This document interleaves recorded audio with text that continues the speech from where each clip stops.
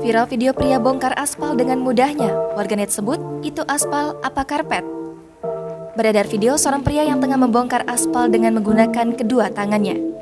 Video tersebut diunggah Instagram @fakta.indo. Dalam video tersebut, terlihat seorang pria mengenakan baju putih dan topi merah yang sedang mengecek kualitas jalan aspal di daerahnya.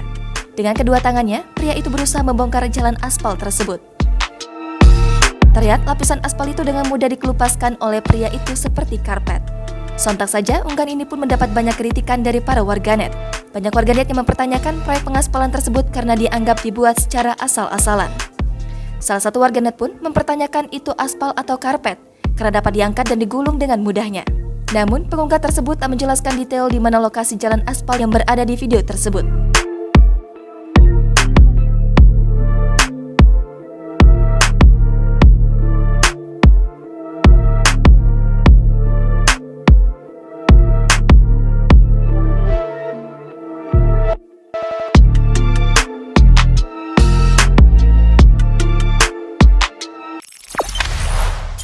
Jangan lupa subscribe, share, komen, dan like ya.